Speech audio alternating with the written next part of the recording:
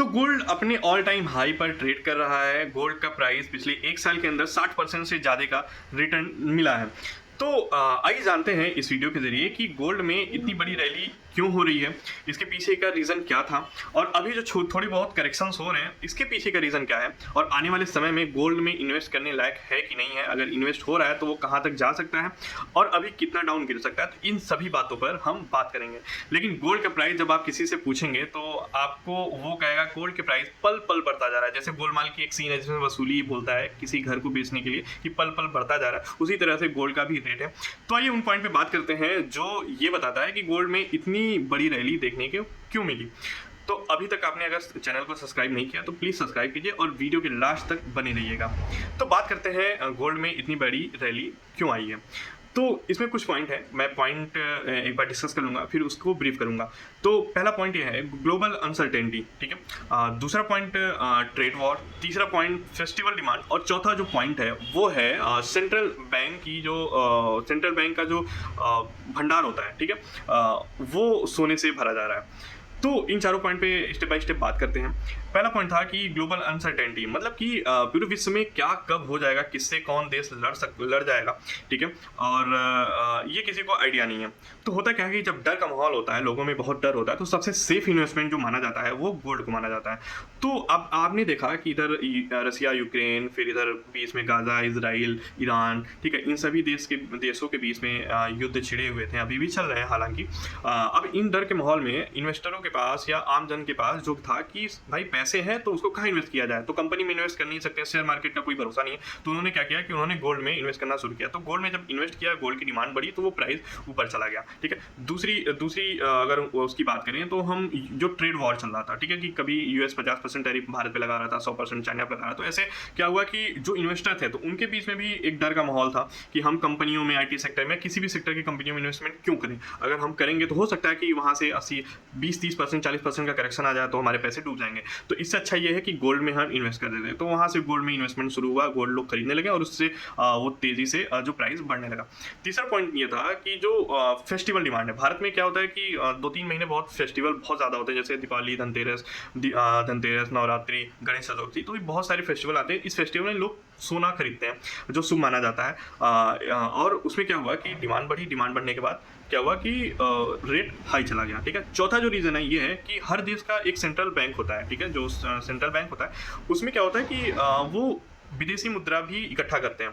तो अब विदेशी मुद्रा जब इकट्ठा कर रहे थे तो जो डॉलर का प्राइस था वो तो बढ़ रहा था, ठीक है, तो इनको बहुत कठिनाई हो रही थी। तो हुआ क्या कि विदेशी मुद्रा पर निर्भरता कम हो, ठीक, उन पे डिपेंडेंसी कम हो, तो इसके लिए उन्होंने सोना को खरीदना शुरू किया। सोने में उन्होंने पैसा लगाया और केंद्रीय बैंक हर देश के सोने में इन्वेस्ट करके उन्होंने अपने भंडार को सोने से भर दिया। तो अब डिमांड बढ़ गई, तो इससे ये भी हुआ कि प्राइस हाइक चला गया, ठीक है। तो ये कुछ रीजंस थे जो कि हम सोने में एक रैली देखने को हम लोग को मिला है। अब बात करते हैं कि सोने में अभी करेक्शन आ रहे हैं तो इसके पीछे का रीज़न क्या है, ठीक है। तो अब पहले रीज़न की बात करते हैं प्रॉफिट बुकिंग की, ठीक है। तो अब जब सोने ने अपने ऑल टाइम हाई पे ट्रेड किया तो लोगों को मुनाफा, जिन्होंने मान लीजिए 80,000, 90,000, 70,000 पे सोना में इन्वेस्ट किया था, तो उन्होंने अब 1,40,000 पे वो सेल करना शुरू किया, तो उसमें उनको प्रॉफिट बुक हुआ। तो प्रॉफिट बुकिंग पे क्या हुआ कि फिर वहाँ से जो प्राइस है वो गिरना शुरू हुआ, ठीक है। दूसरा रीज़न ये है कि अगर हम टेक्निकल करेक्शन देखें तो टेक्निकल करेक्शन भी ज़रूरी होता है। कभी भी कोई भी स्टॉक, कभी भी कोई भी कंपनी, कभी भी कोई चार्ट पे अगर आप देखेंगे तो वन वे रैली नहीं होती है, ठीक है।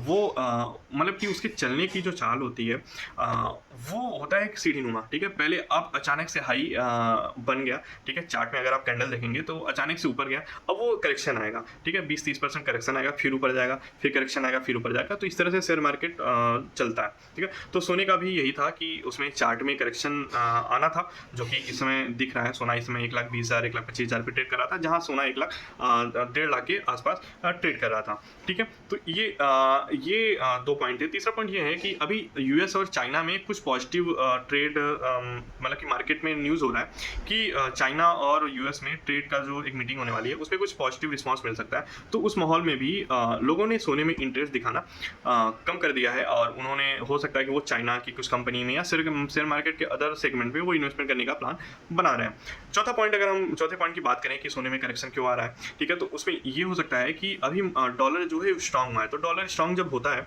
तो उसमें क्या होता है, सोने के भाव में गिरावट आती है, लोग सोना खरीदना कम कर देते हैं। तो जब सोना खरीदना कम करेंगे तो ऑलरेडी सोने की जो प्राइस है वो घट जाएगी। तो ये पॉइंट थे कि हम सोने में इतनी बड़ी रैली क्यों देखने को मिली, अभी जो करेक्शन आ रहा है इसके पीछे का रीज़न क्या है। बात करते हैं कि आगे आने वाले समय में सोना अभी और कहाँ तक जा सकता है, ठीक है।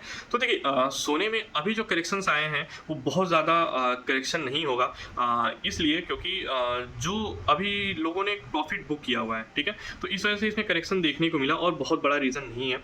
और इसमें लॉन्ग व्यू अगर हम देखें, मतलब 1 साल 2 साल की बात करें तो सोना हो सकता है 2-2.5 लाख 3 लाख तक पहुंच जाएगा। क्यों? क्योंकि अभी आपने ग्लोबल जो अनसर्टेनिटी है वो ख़त्म नहीं हुआ है, लोगों के अंदर अभी भी डर का माहौल है। हम भारत पाकिस्तान की वॉर की बात करें तो कभी भी लोग बात करते रहते हैं कि छिड़ सकता है, और अदर कंट्री की जो वॉर है, लड़ाई है, वो आप देख ही रहे हैं। तो इन सब के कारण अभी भी डर का माहौल नहीं खत्म हुआ है, और सोने का जो रेट है वो 2 ही चीज़ से बढ़ता है, डर एंड सेफ्टी, ठीक है।